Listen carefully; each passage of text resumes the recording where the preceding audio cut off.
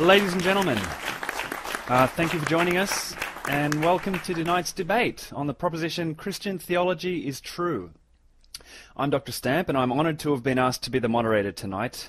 With the lineup of speakers that we've got before us, it's sure to be a lively and enlightening evening, and I'd first of all like to thank both the Students' Theistic Alliance and the Centre for Secular Inquiry for their assistance in bringing tonight's debate together.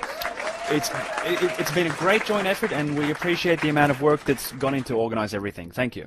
Now, before I introduce our distinguished speakers, I'd just like to lay out a few ground rules for everybody to make sure that the debate runs smoothly and fairly. Firstly, I'd just ask everyone to please turn off your telephones and pagers for the benefit of those around you. I'll ask all our speakers to please stay within their allotted time, as we've got a lot to get through. Also, let's not have any impoliteness or name-calling. We'd like to keep the debate civil and polite, and let's not say anything gratuitously offensive to the beliefs or the worldview of the other side. I'd also like to ask the audience to be polite and please not show any disrespect to any of our speakers, no matter how strongly you may happen to disagree with them. We'd like to say to our speakers tonight on both sides that we'd like you to not misrepresent the other side and assert things about their worldview that are simply not true. For example, atheists, we'd prefer if you didn't criticise the Christian side by claiming something like, say, that they have a vendetta against the Jews or something like that. And the Christians aren't allowed to assert, say, the old line that people who don't believe in a single personal deity automatically believe that everything came from nothing, or one of those old lines that used to get thrown around. I think we can agree that it's time to get past blatant misrepresentations of the other side's viewpoint, right? We'd appreciate it if neither side played the victim card and claimed to be being persecuted in modern society, especially if the side making that complaint is the recipient of massive taxation concessions, has astonishing access to high-level politicians, and is usually honoured by being amongst the first to be consulted by government or media on any issue that has some kind of an ethical aspect to it. Until your side loses that kind of privilege and status and the playing field becomes a little more level, let's not have any claims of persecution, shall we? Now, just before we hand over to our speakers, science is bound to come up tonight, so again, let's not waste any time going over the same old tired claims that have been debunked. Especially, let's agree from the outset that if scientists don't know the answer to something, it doesn't automatically mean that the answer is therefore that a magical god being is responsible for it. That's just a false dichotomy, and we're all adults here. Let's not be asked to fall for something like that, shall we? Oh yeah, before we start, we all know what the word theory means in science, don't we? Yes? Yeah? Okay, everybody graduated from high school, did we? Oh, and speaking of the theory of evolution, which I obviously am, when discussing the strengths and weaknesses of evolution, let's agree that you're not allowed to discuss cosmology because, how can I say this? Evolution and cosmology aren't really the same thing, in case you didn't know that.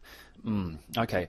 Also, you're not allowed to assert that human morality cannot be explained by evolution because, well, it is. That argument has been answered with reference to the fact of genes surviving within species rather than individuals and the obvious survival value of mutually cooperative groups.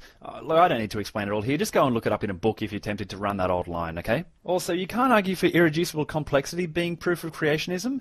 Again, just in the interest of saving time tonight, just go and look it up for yourself if you're not quite sure why we'd want to skip past this tired old, long-ago debunked argument. Oh yeah, and the claim that information cannot be added to a genome? Yeah, let's not hear that one tonight because, I mean, that's understood. If you just read up on frame shift mutations within examples of gene duplication, you'd understand how new information can be added to a genome with a whole new and additional stretch of DNA with a brand new protein coding function suddenly being introduced. I mean, how else do you think the enzyme myelinase came about? Anyway, check it out for yourself. Please don't claim that the universe is less than 10,000 years old because, we've figured out that that's not true. Yeah.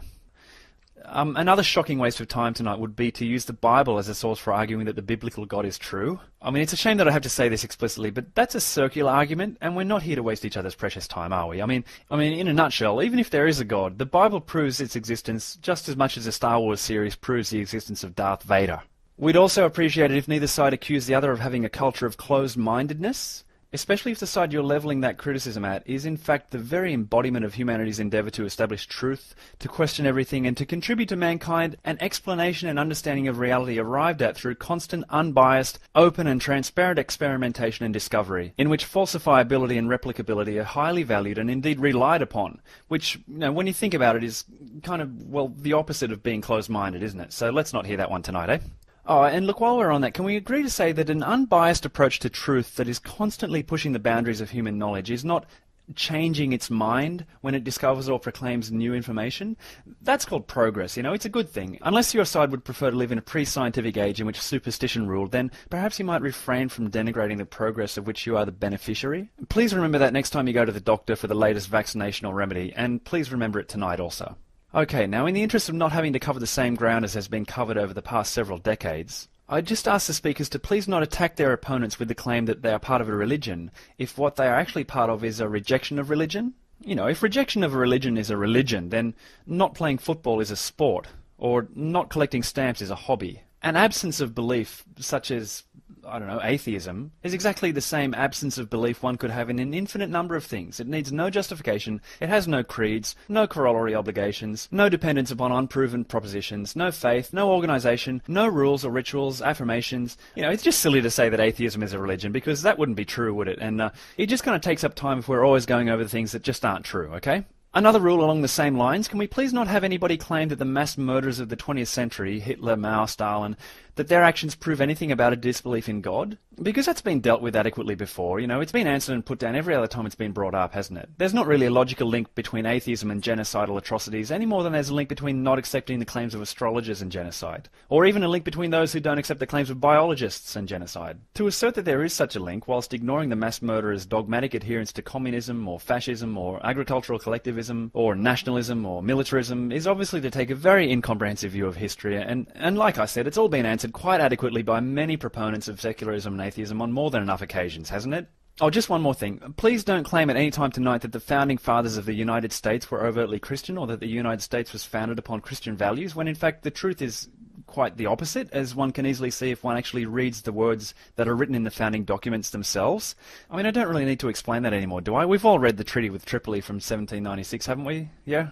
Okay, then let's get into it. Now, we'd all like to see a good debate with no sophistic insinuations along the line that without religion we would have no moral compass, because it's not true, is it? Or that Western civilization draws the fundamentals of its morality from the Bible or Christianity, because we don't. Let's please not have it said tonight that the legal system of any civilized country is based upon the biblical Ten Commandments. That's simply not true. I mean, we all know the first 4 commandments are out of place in the legal system of any society other than a theocratic dictatorship. We all either work on the Sabbath or know someone who does without killing them or condemning them in any way. In fact, we often pay them extra for doing so, don't we? The 5th commandment rather depends on how honourably one's parents have behaved themselves. The 6th, 7th, 8th and 9th are all good laws, even though the punishments prescribed in the Bible for the crimes they prohibit are simply barbaric and no civilized society would stand for their being carried out. And the 10th commandment prohibits the very central mechanism and driving force of our capitalistic economic systems and would leave us all socialist or something. Let's not have any condescending aspersions cast that place the moral standard of a book that condones slavery, burning people alive and stoning them to death above what we as a society have risen to through centuries of reason, debate, discussion, practice and reflection.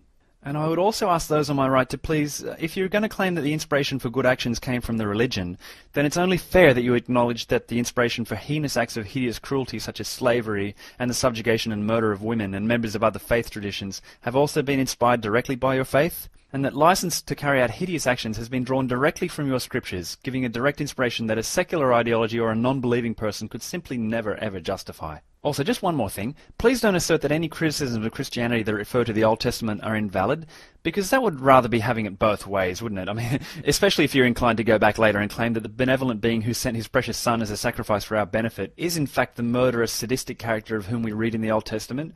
So, look, if he was generous, merciful and graceful, then to be fair, you also need to acknowledge that your opponent's observations of his violent, cruel, heartless and obnoxious actions are based on the same scriptural source as yours. Okay, so either accept the Old Testament as a representation of the character of the never-changing God the Father, or don't. Just choose one, okay? Let's not try to have it both ways tonight. Thanks. Okay, and with the ground rules established, so as to have a debate full of fresh arguments and ideas rather than the stale old fallacies debunked years ago, I think we can begin. But given that those on my right don't have any arguments that are in any way satisfying to anyone who is not blind to empty rhetoric, circular arguments, ignorance, and outright lies and misrepresentations, I declare the debate over before it begins. At least until the theistic side can come up with something that hasn't already been thoroughly debunked at least 100 times in arguments so strong and watertight that no theist wants to even try to address them directly and would rather change the subject instead.